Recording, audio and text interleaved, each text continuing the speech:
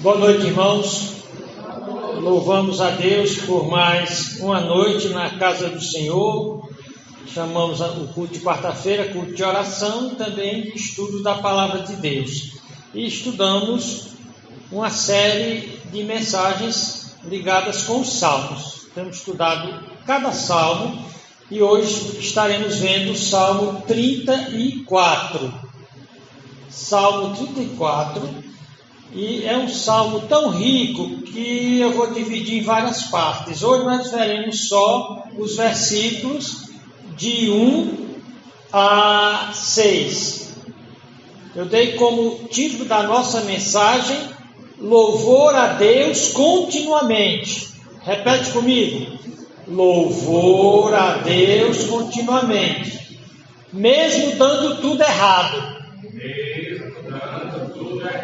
Vamos repetir isso. Louvor a Deus continuamente, mesmo dando tudo errado. Mas eu fiz uma capa para a nossa mensagem, onde eu boto Salmo 34, 1 de março de 2023, louvor a Deus continuamente. Continuamente, mesmo dando tudo errado. Queria que você ouvisse essa mensagem com muito interesse, com muito carinho, porque aqui nessa mensagem você vai encontrar o antídoto contra o medo, a angústia e o desespero. Medo, angústia e desespero. E o nosso verso-chave é, repita comigo: louvarei ao Senhor, em todo tempo. O seu louvor estará continuamente na minha boca. Senhor Deus, nosso Pai, nos orienta agora, Senhor Deus. Salva a alma entre nós. Que essas almas possam descansar nos teus braços hoje à noite. Essas almas possam estar em tuas mãos, Jesus Cristo. Hoje à noite eu te peço em nome de Jesus Cristo. Amém. Louvar a Deus sempre, mesmo dando tudo errado. Nós vamos ver questões sobre o valor de buscar a Deus em louvor e ações de graças, agradecendo mesmo quando nós não entendemos, porque está dando tudo errado.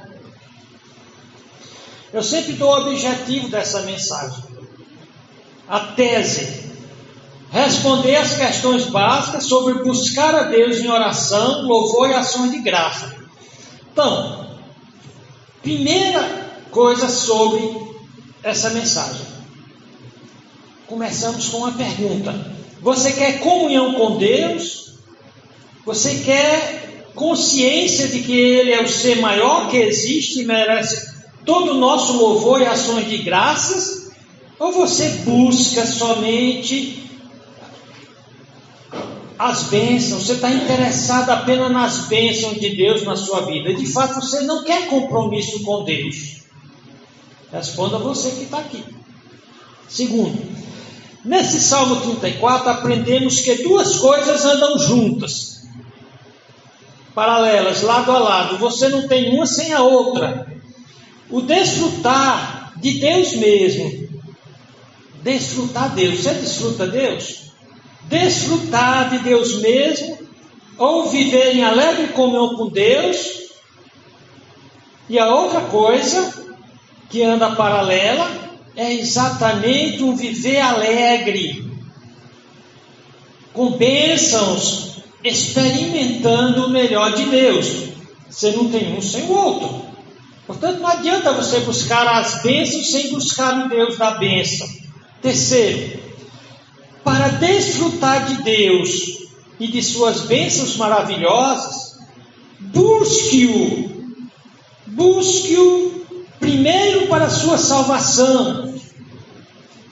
Tema esse Deus e ande nos seus caminhos, e você verá que você nunca vai buscar a Deus em vão. Nenhuma oração sua vai ficar sem resposta. Pode ser que não seja no momento que você orou. Pode ser que a resposta não seja do jeito que você pediu. Mas no final vai ser melhor. Terceiro, Aliás, quarto, a vida de quem busca Deus em louvor e gratidão. E por isso Deus abençoa de modo especial as pessoas que continuam louvando quando a carne está doendo, está tremendo. As coisas estão fora de lugar, parece que a terra vai abrir debaixo dos pés, não vai sobrar nada. Mas continua louvando a Deus. Então, para esses, Deus tem uma bênção especial. E mesmo, uma coisa importante, essas pessoas que buscam a Deus e louvam sempre, elas não estão livres de passarem por provações extremas e dolorosas. Porém, jamais estarão sozinhos no vale da sombra da morte nem dos problemas.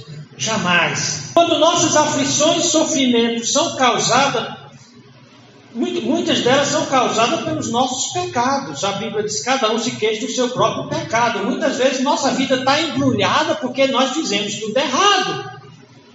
Então não podemos, de repente, nos surpreendermos que está dando tudo errado. Mas muitas vezes nós estamos sofrendo, está doendo, nós estamos num deserto escaldante, onde falta tudo aquilo que nós desejávamos ter. E esse problema é causado por outras pessoas. Muitas vezes outras pessoas tentam roubar a nossa paz, tirar a nossa alegria, roubar as nossas bênçãos. Então, o que fazer quando os meus problemas são causados por outras pessoas? Quando são causados pelos meus pecados, é mais fácil de resolver, porque eu só tenho de me arrepender. Porém, quando meus problemas são causados por outras pessoas, aí eu devo ir para Deus. E essa oração nunca vai ficar sem resposta. Seja, nossa busca de Deus nunca deve ser um recurso a mais na nossa vida. Deus deve ser buscado e glorificado como a única fonte de ajuda que realmente vai funcionar no final de tudo. Davi diz no versículo 18 desse Salmo 34: o Senhor está perto dos quebrantados de coração e salva os que estão esmagados em espírito. Sétimo, Deus não se deixa enganar por mera religiosidade aparente, cerimonialista, ritualista, destituídas de verdadeira espiritualidade, sinceridade com Deus. Deus não se deixa enganar. O próprio Davi tem experiência disso. Ele passou por um momento de fraqueza na vida dele e tomou a mulher de um soldado dele, cooperou para que ele acabasse morto, e então a vida dele desandou completamente. Estava tudo perdido. Então no Salmo 51 ele diz: por que te não comprases em sacrifícios, senão eu estudaria? Tu não te agradas em holocaustos, ou tu não te deleitas em holocaustos, ou em religiosidade cerimonialista? Aqui Deus diz: o sacrifício que Ele quer da nossa parte. Os sacrifícios para Deus são espírito quebrantado. A um coração quebrantado e contrito não desprezarás, ó Deus. Então, se eu for a Deus quebrantado, o meu eu totalmente rendido, colocando Deus não como mais alguma coisa na minha vida, mas Deus como tudo. Ele deixa bem claro. Ele não está interessado em religiosidade. Ele chega a dizer: nem todo que me diz Senhor, Senhor entrará no reino dos céus. Está lá em Mateus 7, 21 a 23. Eles, muitos me dirão naquele dia: não temos profetizado em teu nome, expelido demônios. Deus não está impressionado com dons carismáticos, performances pirotécnicas de fazer esse verdadeiro showmans, pastores showmans que conseguem entreter uma plateia grande com rituais religiosos. Deus não está interessado nisso. Ele disse que muitos que fazem isso um dia vão ouvir. Eu nunca tive nada com isso, nem quero. Eu quero um coração quebrantado, humilde, sincero, entregue, rendido. Está aqui, Senhor. Eu não presto para nada, mas o que eu tenho eu dou para o Senhor.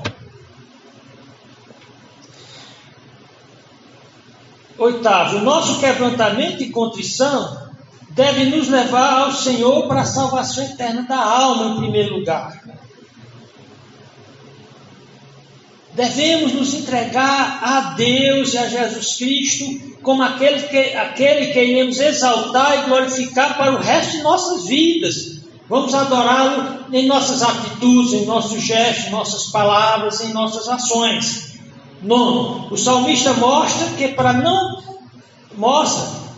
buscarmos a Deus e nem adorarmos a Deus em vão, é preciso temer a Deus. É preciso levar Deus a sério no que Deus fala, no que Deus diz. Não brincar de servir e confiar em Deus.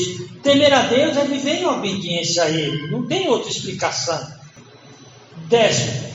Deus espera que não só louvemos incondicionalmente a Ele, a nível pessoal e particular, mas que louvamos e sirvamos a Deus congregacionalmente, como igreja, juntos com outros irmãos, compartilhando juntos as bênçãos do Senhor e as tribulações.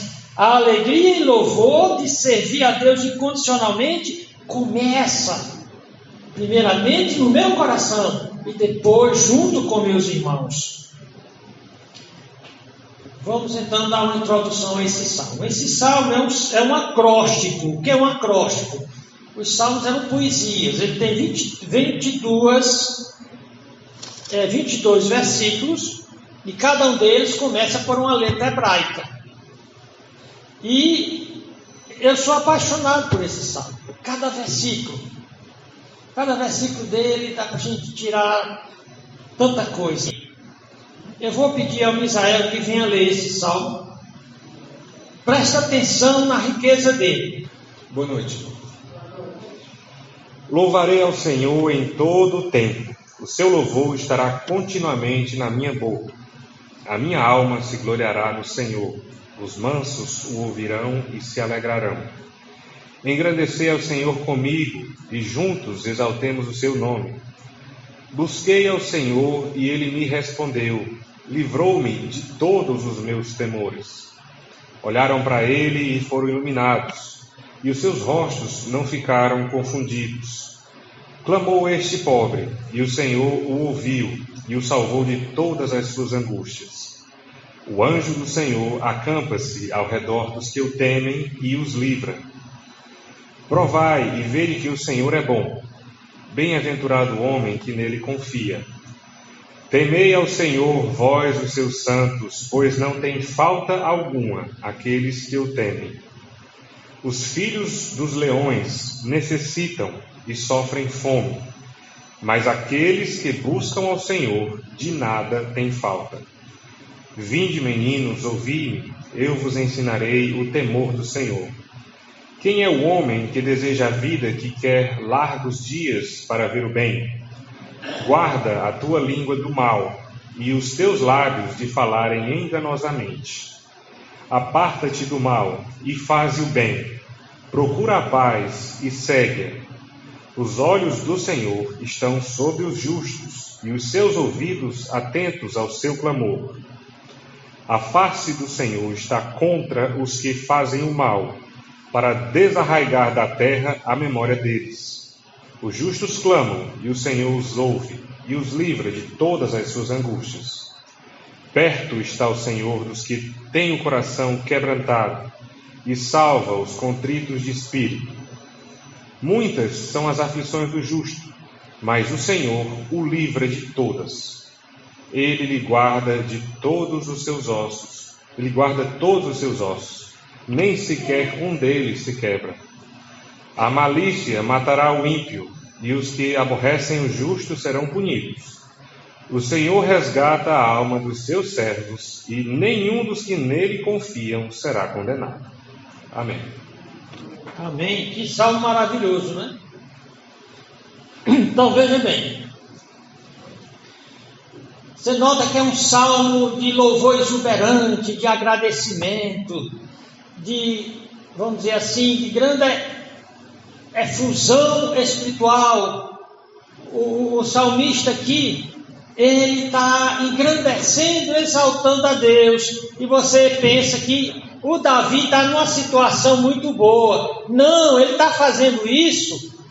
Por isso que eu dei o título dessa primeira mensagem: louvor a Deus continuamente, mesmo dando tudo errado. Naquele momento estava dando tudo errado na vida do Davi. Davi estava numa situação que não tinha muita coisa para piorar, não. Ele estava fugindo do rei Davi, que tinha o condenado à morte, e para escapar, ele procura ajuda com o rei filisteu, chamado Aquis, e lá desconfiam dele, que ele era um grande inimigo dos filisteus, tinha matado Golias, o filisteu, e então, para não ser morto, ele fica paralisado de medo naquele momento, mas naquele momento Deus dá a ele um discernimento e ele finge que está louco. E então o rei disse: isso é um doido, manda ele sair daqui. E ele foge para a caverna de Adulão. Já imaginou a situação dele? Deixe-me ler o texto em 1 Samuel 21:10. Aqui, quando a situação está fora de controle e a saída é fugir. Alguém já passou por uma situação dessa que tem de fugir? Se ficar, a coisa pega mesmo? Era a situação de Davi. Saul, por inveja dele, determinou que ele morresse. No versículo 10 de 1 Samuel 21 diz: e Davi levantou-se e fugiu aquele dia de diante de Saul. Fugiu de diante de Saul. Aí, continuando, depois de fugir de Saul, ele procura um lugar de refúgio. E o seu lugar de refúgio não era bom, era a Filístia. Diz aqui: e veio a Aquis, rei de Gate, que era uma das cidades-estado dos filisteus. Porém, os criados de Aquis disseram: não é esse Davi o rei da terra? Não se cantava de Davi nas danças, dizendo que Saul feriu a seus milhares, porém Davi a seus 10 milhares? E Davi considerou essas palavras no seu ânimo e temeu muito, tremeu nas bases. Davi tremeu, com medo, diante de Aquis, rei de Gate, pelo que se contrafez diante dos olhos dele, fez-se como doido entre as suas mãos e esgravatava nas portas do portal e deixava correr saliva pela boca. Então você nota que para escapar, e finalmente deixa ele ir embora. E então ele foge para um lugar que não era nada bom, uma caverna. Uma caverna escura, é fria, tem cobras, insetos, aracnídeos de todo tipo, morcegos. Não é um lugar bom para se morar, para se esconder, mas ele vai para Adulão, entendeu? Muitas vezes a nossa vida, nós estamos em Adulão, nós estamos numa caverna fria, sem muito recurso. E o que Davi fez? Ele estava lá naquela caverna, ele escreveu esse salmo aqui. Já imaginou? Que situação inadequada para alguém estar louvando a Deus? Então, quando a vida está ruim e as opções de solução não são boas e nem parecem boas, aí o cara tenta fazer qualquer coisa. Vou fugir para Adulão. Então, era uma situação de absurdo. As situações ruins e absurdas, se você é um verdadeiro crente, em lugar de fazer você blasfemar contra Deus, como é que Deus permitiu que eu já fosse o general do exército de Saul, ou pelo menos era um dos capitães de renome, porque o general era Abner, ele estava em segundo lugar, ele permitiu que eu vencesse Golias, ele permitiu que eu tivesse um status, uma condição incrível. E agora eu sou um fugitivo em uma caverna.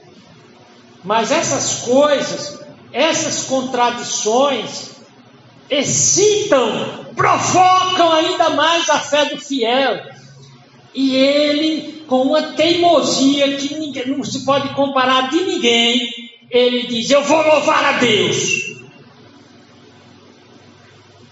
Mesmo em completa frustração, em lugar de murmurar e praguejar, ele louva a Deus. É o que é dito lá em Efésios 5:20 para todo crente, dando sempre graças por tudo ao nosso Deus e Pai, em nome de nosso Senhor Jesus Cristo, mesmo quando tudo está dando errado. Outra lição é que as orações e ações de graças, agradecer tudo dos fiéis, faz com que seu medo e preocupação ansiosa, seu medo seja silenciado. Porque olha, quando nós estamos com medo, a voz do medo diz: olha, vai ser o seu fim, você não vai se levantar, é o final da sua história, é o fechar das cortinas. No teatro conta uma história, quando fecha a cortina acabou a história. Aí o medo sussurra, a preocupação, a ansiedade, chegou ao teu fim. E o que é que eu faço? Eu vou escutar a voz do medo? Não, eu vou silenciar o medo. Davi diz claramente: eu vou louvar a Deus. Em lugar do choro de medo e preocupação, ele expressa louvor e agradecimento pelo que Deus já fez e porque a situação poderia ser pior. Você sabia que quando você está numa situação ruim, uma forma de você não se desesperar é imaginar que a sua situação poderia ser pior?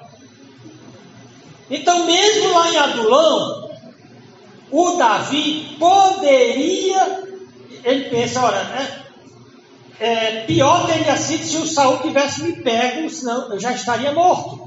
Ou Aquis tivesse me prendido na masmorra e me torturado na frente dos filisteus por conta de Golias. Então, a situação poderia ser pior. Eu vou pedir para você explicar o que é o jogo do contente. Quando está tudo dando errado, você faz o jogo do contente. Você pensa o que está dando certo. No caso da situação de Davi, ele podia pensar: eu não tenho nenhum lugar para ir e eu vou para uma caverna. O jogo do contente seria: pelo menos eu tenho uma caverna para me proteger, para cuidar de mim. E aí eu acho bem interessante também colocar isso, porque nós temos coisas boas sempre, né? Deus não dá só o difícil. Podia ser pior. Podia ser pior. Então, uma maneira de enfrentar a vida, não importa o que aconteça, você fazer o que a Lidiane falou aí, fazer o jogo do contente, podia ser pior. Tem coisa que eu posso contabilizar a favor na situação. Então, as orações e ações de graça dos fiéis faz com que o seu medo e preocupação sejam silenciados. Em Filipenses 4, 6-7 diz: preste atenção, não estejais inquietos de alma, aflitos de alma. Não estejais inquietos por coisa alguma. Antes as vossas petições sejam em tudo conhecidas diante de Deus pela oração e súplicas com ações de graças, e a paz de Deus, que excede todo entendimento, guardará os vossos corações e os vossos sentimentos em Cristo Jesus. Isso aqui é maravilhoso, mas vamos avançar. Outra coisa aqui: mesmo cercado de problemas de todos os tipos, sempre temos a opção de fixar os olhos ou nos problemas ou firmemente em Cristo. O autor aos Hebreus 12, de 1-2 diz: portanto, nós também, pois que estamos rodeados de uma tão grande nuvem de testemunhas, de pessoas que atravessaram todo tipo de problema e venceram no final.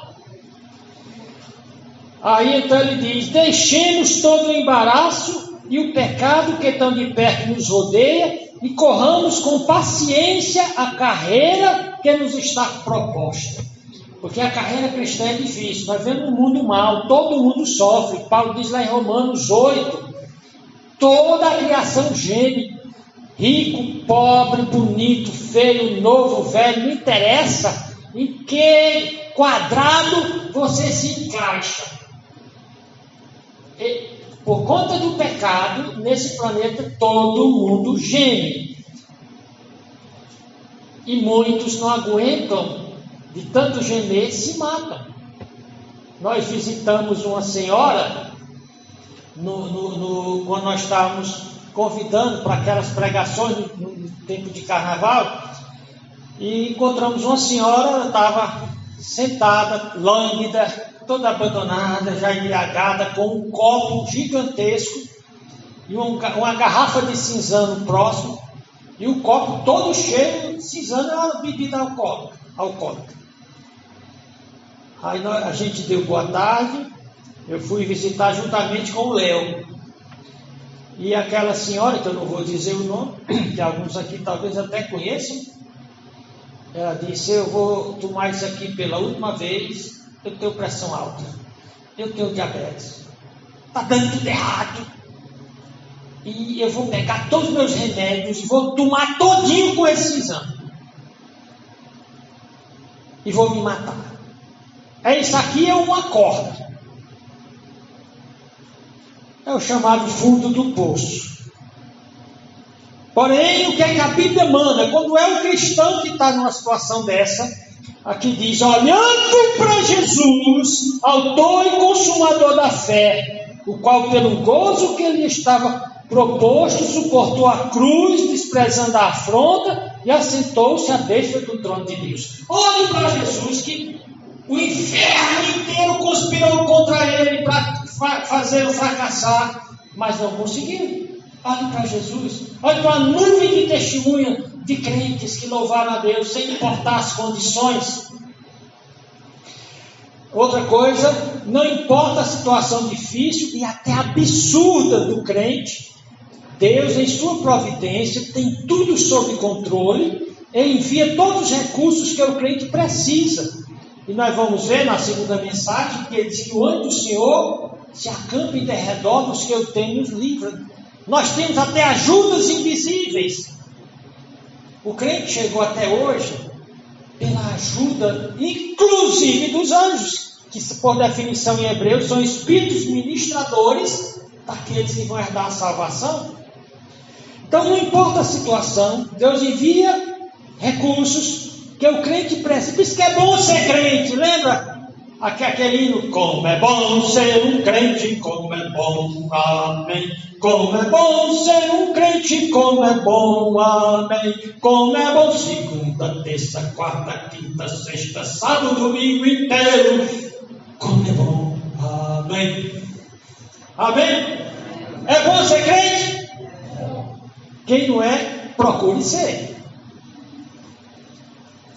Então, embora Davi se veja como um pobre, Davi se coloca aqui: eu sou um pobre, coitado, lá ele estava na miséria. Davi experimentou a miséria, e ele se apresenta como um pobre. Embora Davi se veja como um pobre homem a quem ninguém olha com preocupação e interesse, ele sabe que Deus está cuidando dele, olhando para ele, e ao mesmo tempo punindo seus inimigos. Mexeu com o Filho de Deus, com um verdadeiro crente, é como se você tentasse meter o dedo no olho de um homem valente, a menina dos olhos de Deus. E é exatamente nos versículos 6 a 7 que ele diz: clamou esse pobre, e o Senhor o ouviu, e o salvou de todas as suas angústias, todos os seus apertos, angústia e aperto de todos os lados. E aqui ele diz: o anjo do Senhor acampa-se ao redor dos que o temem e os livra. Então, pela certeza do cuidado e proteção invisíveis de Deus, Davi decide que louvará a Deus incondicionalmente. Chova canivete, o sangue dê na canela, os cães do inferno venham para cima, os montes venham cair. Eu vou confiar, eu vou louvar, eu vou agradecer. Davi decide, se determina que louvará a Deus incondicionalmente em todas as vivências. Uma vivência é uma situação, e em todos os momentos ele mostra que louvar a Deus é só para os verdadeiros crentes, que pela fé veem que mesmo em situações ruins e mesmo sem saber a razão, sabe que Deus está cuidando deles, que Deus está olhando, que Deus está vendo. Ele vai falar disso, Deus olhando, Deus vendo a gente, Deus cuidando e fazendo tudo cooperar para o nosso bem. Paulo já dizia em Romanos 8, 28, diz, porque todas as coisas cooperam juntamente para o bem daqueles que amam a Deus. Todas as coisas. Na vida do crente pode ser a pior coisa vir acontecer. Mas Deus diz, eu vou fazer cooperar para o teu bem. Ah, mas não dá para entender, não dá, eu não quero entender. Eu creio que não importa o que aconteça na minha vida, Deus vai fazer cooperar para o meu bem. Amém? Amém. Outro fator importante, antes da gente começar a expor o salmo. A verdadeira espiritualidade e cristianismo verdadeiro são facilmente reconhecidos na vida daqueles que, como Jó, estão prontos a adorar e louvar a Deus em todas as vivências, que são as situações e momentos da vida, mesmo que em completa frustração de sonhos e planos, mesmo quando tudo é destruído e não sobra nada para dar alguma esperança, mesmo assim o crente como Jó louva a Deus. Eu vou ler Jó 1, 19 e 21, presta atenção. E eu vou ler só um pouquinho das desgraças, né? Das desgraças em série que aconteceram na vida do Jó. Ele perdeu todos os seus bens. Vou começar depois, quando ele vai perder os 10 filhos de uma pancada só.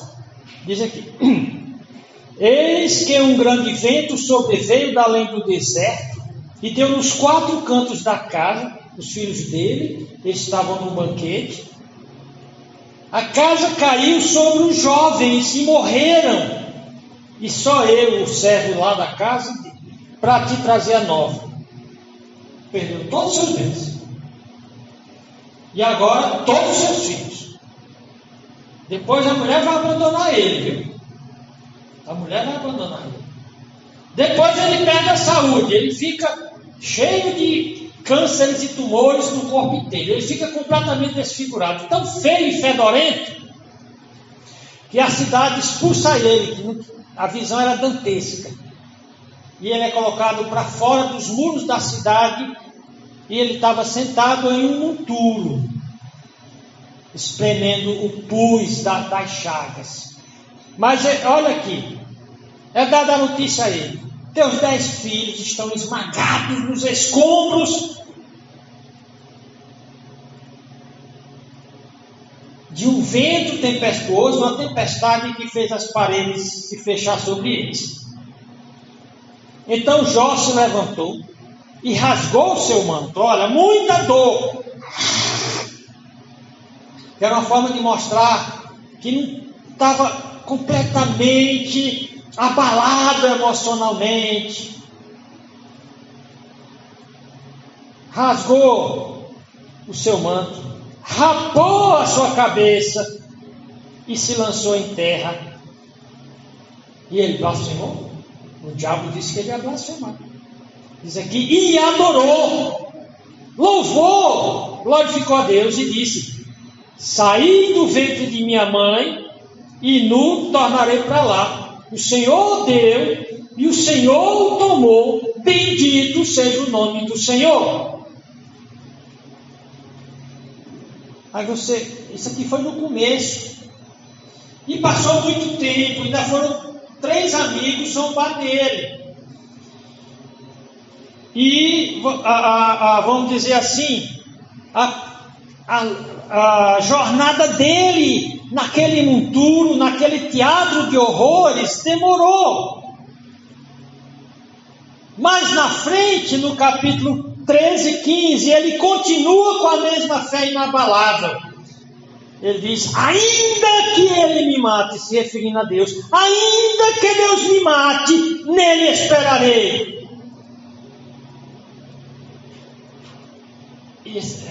Isso aqui mostra o que é um verdadeiro crente.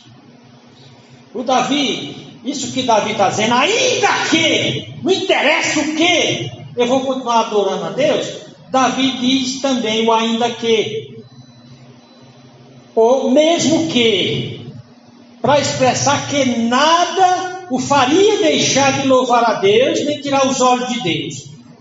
Louvar a Deus é agradecer a Deus pelo bem que vem só dele, mesmo quando tudo vira cinzas.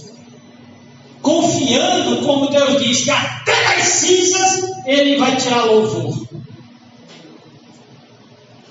Olha o que Davi diz no Salmo 46, 1-4. Ele diz: Deus é o nosso refúgio e fortaleza, socorro bem presente na angústia, no aperto, pelo que não temeremos. Não vou me deixar dominar pelo medo, ainda que a terra se transtorne, se mude, e ainda que os montes se transportem para o meio dos mares, ou seja, ainda que os montes venham para cima de mim, ainda que as águas rugem e se perturbem, ainda que os montes se abalem pela sua braveza. O que é que eu vou pensar? Eu vou colocar meu olho no problema e me desesperar? Ele diz: há um rio cujas correntes alegram a cidade de Deus, o santuário das moradas do Altíssimo. Eu vou olhar para lá, eu vou olhar para Deus. Meu socorro vem do Senhor, que criou os céus e a terra. Portanto, para terminar essa introdução, esse louvor verdadeiro do fiel é contínuo, é ininterrupto, não se interrompe. Não é um exercício litúrgico superficial, pontual, que alguns deixam para louvar a Deus apenas quando está na igreja, somente através de música. Hoje tem muita música nas igrejas e eles dizem que estão adorando. Quando o louvor, a adoração e exaltação a Deus pode ser feita com a música. Porém, Deus diz que Jesus nos salvou para sermos louvor. Fomos salvos para o louvor da sua graça.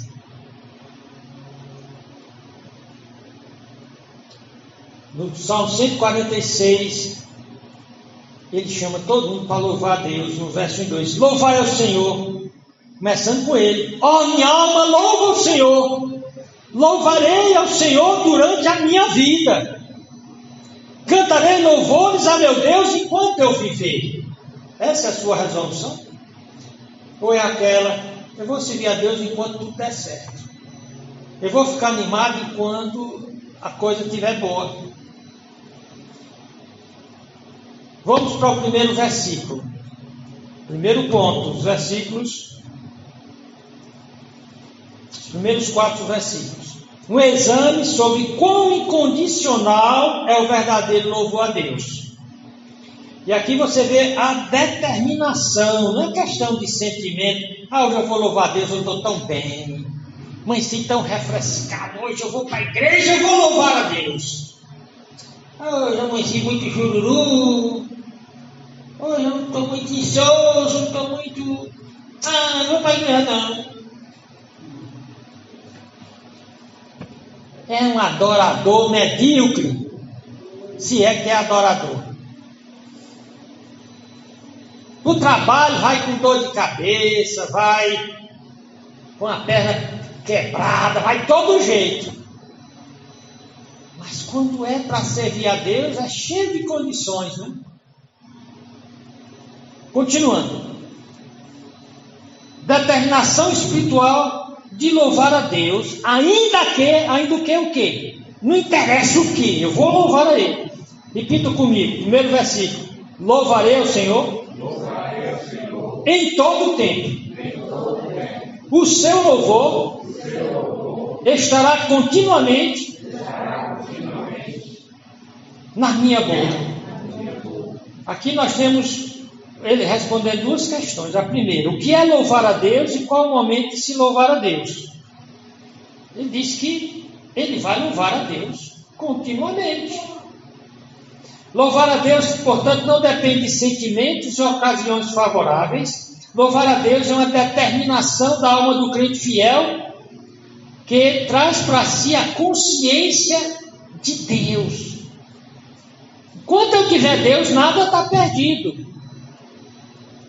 Enquanto eu tiver Deus, Na minha vida, tudo pode acontecer como a fênix. Se reduz a cinzas e depois Deus traz tudo de volta, como Ele trouxe na vida de Jó. Louvar a Deus com os olhos em Deus, a cabeça iluminada pelo conhecimento de Deus revelado na Bíblia, e com o coração inflamado de certeza de que Deus nunca vai abandonar uma alma fiel. Dentro desse versículo, segunda coisa, o louvor da alma verdadeiramente piedosa não está nas causas secundárias como dinheiro, bens materiais, saúde, sucesso e aplauso do mundo. O louvor genuíno se volta sempre para a causa primária do bem, que é Deus. Deus é o sumo bem. E é Ele que tem o poder de reverter todo o mal em bem. Não importa a sentença que se tem na cabeça. O seu inimigo mortal, Saul, dizendo para o seu filho, diz: olha, porque todos os dias que o filho de Jessé, que era Davi, viver sobre a terra, nem tu, Jonatas, serás filho, nem o teu rei, pelo que envia e trazei-o nessa hora. Pega Davi e traz, porque é digno de morte. Terceira coisa, louvar a Deus continuamente tem sido a expressão da verdadeira espiritualidade dos servos de Deus piedosos através dos tempos. O que é que Moisés diz no Salmo 92, 1 e 2? E aqui lá diz, uma oração de Moisés, homem de Deus, e Moisés diz: bom é louvar o Senhor e cantar louvores ao teu nome, Altíssimo, para de manhã anunciar a tua benignidade e todas as noites a tua fidelidade. O próprio Davi, no Salmo 145, 2, ele diz: eu te exaltarei, ó Deus, Rei meu, bendirei o teu nome pelos séculos dos séculos. Era de manhã, não era de tarde, era de noite. Era uma determinação. Era na caverna de Adulão, quando tudo tinha se feito cinzas.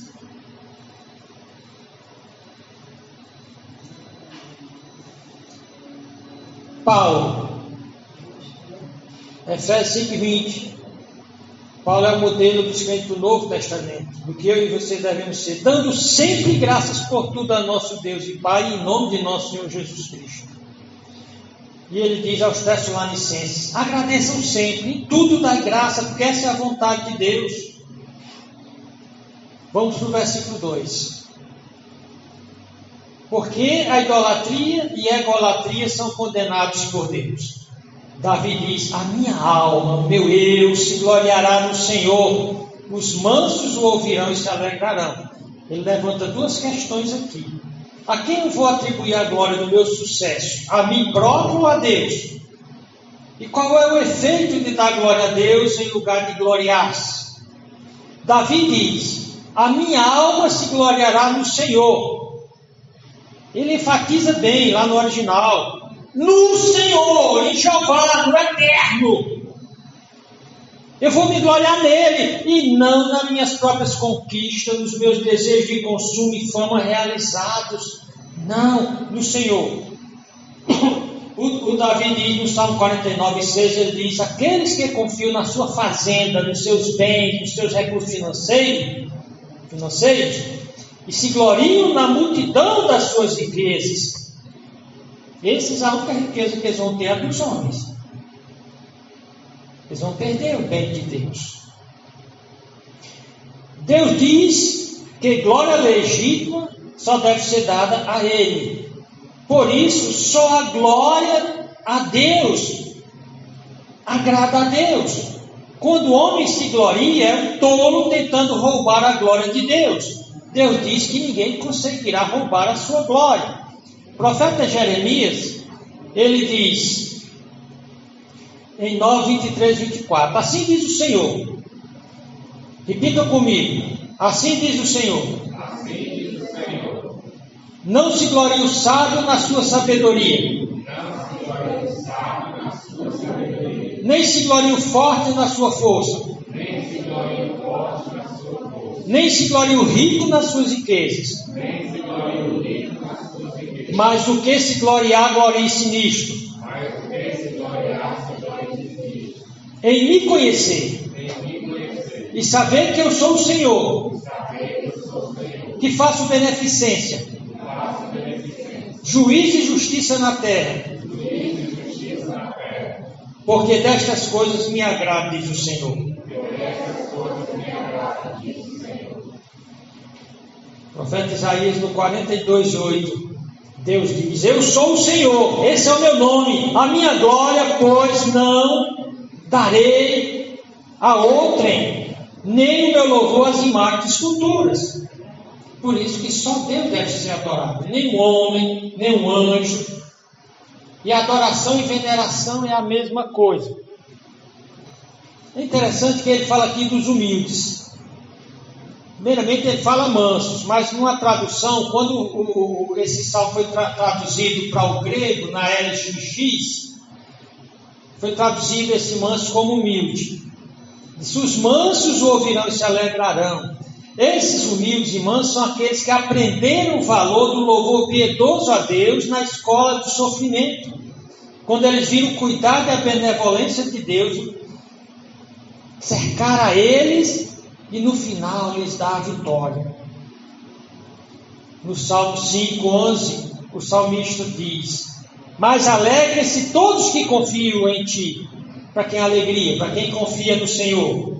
Exultem eternamente, porquanto tu os defendes, e em ti se gloriem os que amam o teu nome. Pois tu, Senhor, abençoarás ao justo, circundá-lo-á da tua benevolência como de um escudo, no lugar do louvor pessoal e congregacional. O salmista diz: engrandecei ao Senhor comigo e juntos exaltemos o seu nome. Repitam comigo: engrandecei ao Senhor comigo e juntos exaltemos o seu nome. Ele aqui responde duas questões. Qual a importância do louvor congregacional? Esse é onde nós estamos todos juntos louvando a Deus, na igreja. Outra pergunta: é possível louvar a Deus e ao mesmo tempo não querer se juntar com outros irmãos para orar? E posso ficar na minha casa adorando a Deus enquanto os irmãos estão reunidos? Isso está se tornando moda, né? Os chamados desigrejados não querem saber de igreja. Igreja não está no coração. Hã? Igreja não está no coração. Igreja está no meu coração, ou seja, coração enganoso, né? Então ele diz aqui: engrandecer o Senhor comigo. Engrandecer aí é magnificar, é atribuir o maior valor que você é capaz de se pensar e imaginar. O crente genuíno define a Deus como o maior ser que pode ser imaginado. Moisés diz em Deuteronômio 32:3 assim, que ele diz: por que apregoarei o nome do Senhor? Dai grandeza ao nosso Deus. Ele é a rocha cuja obra é perfeita, porque todos os seus caminhos juízos são. Deus é a verdade e não há nele injustiça. Justo é. Interessante que aqui você tem a prova da existência de Deus, que foi primeiramente formulada por um filósofo chamado Santo Anselmo de Canterbury. É o chamado argumento ontológico do maior ser. Todos nós imaginamos, pensemos nas Olimpíadas. Lá se tenta determinar quem tem um organismo mais apto para correr. Quem ganha a Olimpíada é como se ele fosse o melhor ser da corrida, na natação e etc. Então todos nós imaginamos que entre tantos seres, tantas coisas que existem, deve ter uma que é maior de todas. Uma que tem uma existência maior de todas, é perfeita.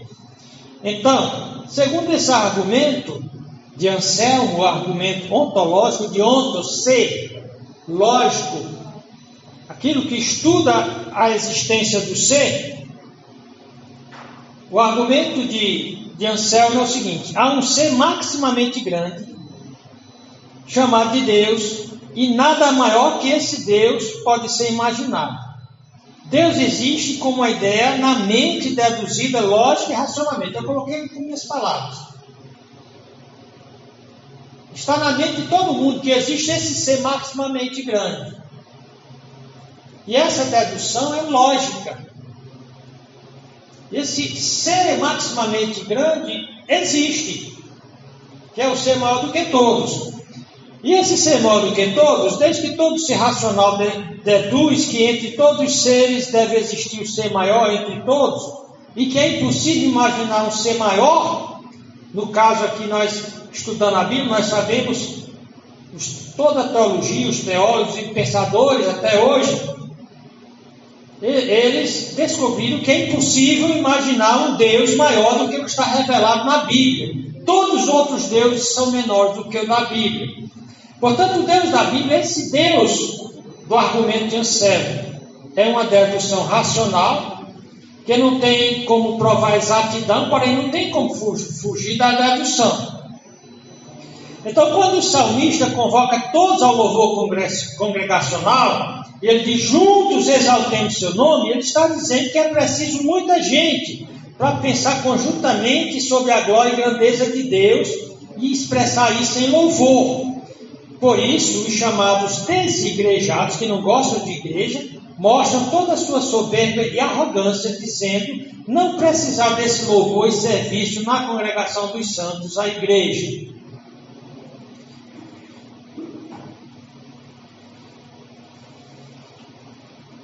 Eu vou parar aqui nesse versículo 3. Eu pretendia ir até o 6. O que foi que nós aprendemos até agora? Nós aprendemos que buscar a Deus nunca é em vão. Apostar todas as fichas em Deus não é em vão. Orar não é em vão. Louvar a Deus, mesmo que eu estou debaixo da sentença da morte. Mesmo que a minha situação é como se eu estivesse na caverna fria de Adulão. Lá, próximo à caverna de Adulão, não tinha supermercados, não tinha bodegas, não tinha como eles terem suprimentos. É um daqueles lugares que você olha e alguém solta a piadinha. Pensa que lugar farto. Como é que é farto? Está faltando tudo. Exatamente, farta tudo. É farto porque farta tudo. Pois era o caso da caverna de Adulão. Fartava tudo. E em lugar de ficar acabrunhado, Davi louvava e chamava todo mundo. Vamos louvar junto. Então eu imagino a cena. Davi compôs esse salmo e ele tocava a harpa e ele cantando com todas aquelas pessoas. Incrível, que diz que quando ele foi para a caverna de Adulão, se ajuntou a ele todo mundo que estava desesperado, que tinha dívida, que estava sendo perseguido, que não tinha, vamos dizer assim, era como um cachorro sem dono. Quem se juntou a Davi não podia ajudar ele. Já estava se aproximando dele, pensando que tem alguma acolhida da parte dele. Então ele chama esse grupo de fracassado, esse grupo de marginalizado, esse grupo de pessoa sofrida, maltratada, injustiçada, que os sonhos tinham sido todos frustrados, que nem o de Jó, que toda a sua existência tinha virado cinzas. E eles se encontram dentro daquela caverna, e Davi diz: pessoal, não deixe se abater, vamos louvar a Deus, vamos glorificar o nosso Deus. Ele diz: eu sou pobre, como ele diz no Salmo 40, eu sou pobre e necessitado, mas o Senhor cuida de mim. Ele gostava muito de se ver como um pobre, mesmo quando ele estava no palácio como rei. Então baixe sua cabeça agora e pense. Talvez hoje você está vivendo em um palácio. O com todas as suas necessidades satisfeitas, seus sonhos de consumo realizados. E talvez você ache que você conseguiu tudo isso porque você é muito bom, você é muito boa. Como o Nabucodonosor construiu o seu império babilônico, todas aquelas megas construções naquela cidade de ouro, e ele diz: essa é a grande Babilônia que eu construí. Deus o fez passar 7 anos como animal comendo erva.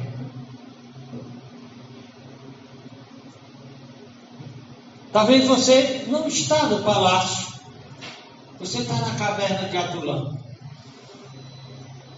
Se você já é um crente em Jesus Cristo, se determine: eu vou louvar a Deus, ainda que não importa o que aconteça, mesmo que aconteçam as piores tragédias, os piores prejuízos, as piores covardias, as piores injustiças, eu vou buscar Deus, porque não se busca Deus em vão.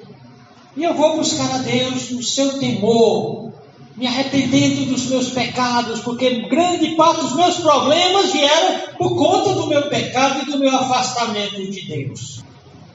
Então, eu vou arrepender dos meus pecados, eu vou voltar para Deus. Ou se eu nunca fui para Deus, eu agora vou para Deus. Eu vou entregar minha vida para Deus. Jesus Cristo morreu para me salvar na cruz. Jesus Cristo veio exatamente para resgatar esses da caverna de Adulão. De uma certa forma, toda a humanidade está na caverna de Adulão. Toda a humanidade está perdida. Até aqueles que estão morando nos palácios, que andam em carrões, que vestem a roupa da moda, que a geladeira está cheia, a despensa está abarrotada de bens. Porém, aquele que tem Jesus Cristo como Salvador, ele sabe da promessa de Jesus: eu nunca te deixarei, eu nunca te abandonarei. Aquele que crê em mim, ainda que morra, viverá. Aquele que é minha ovelha, eu o trago na minha mão e ninguém tira. Agora, para isso, se eu ainda não aceitei Jesus Cristo como meu Senhor e Salvador, eu devo fazer uma decisão. A decisão de que até hoje eu vivi para reclamar da vida, da existência, de Deus e do mundo. Mas a partir de hoje eu vou me entregar para Jesus e vou viver para louvar e glorificar a Deus. Não importa se eu estiver na caverna de Adulão. Então, alguém nessa noite que gostaria de sinceramente entregar sua vida para Jesus Cristo, mesmo na caverna de Adulão, mesmo que não vai mudar nada no sentido material, mas no sentido espiritual, sua alma vai ser renovada, vai ser robustecida, a sua alma vai ser capacitada a aguentar até chegar o socorro. Alguém que nessa noite gostaria de se entregar a Jesus Cristo? Quem já se entregou a Jesus Cristo e quer fazer a determinação pedindo a Deus a força da sua graça para isso, de que eu vou louvar a Deus, mesmo na caverna de Adulão. Levanta a sua mão. Graças a Deus. Eu vou louvar a Deus, mesmo em total frustração de sonhos e planos. Amém. Então, vamos ficar de pé e fazer uma oração, agradecendo a Deus por essa revelação maravilhosa da Palavra de Deus. Senhor Deus, nosso Pai, nos ajuda a adorarmos continuamente, mesmo quando nossos planos se tenham feito cinzas, mesmo que estejamos na fria caverna da tortura, da solidão, do desprezo, mesmo que os homens não vejam nem se interessem por nós, mas nós nos determinamos a te adorar e te servir alegremente, sabendo que os teus olhos estão postos em nós, e no tempo certo o Senhor fará justiça contra aqueles que nos fazem mal. O Senhor há de suprir cada uma das nossas necessidades e há de tirar cada um dos nossos apertos. Obrigado por tudo, em nome de Jesus Cristo. Amém. Boa noite.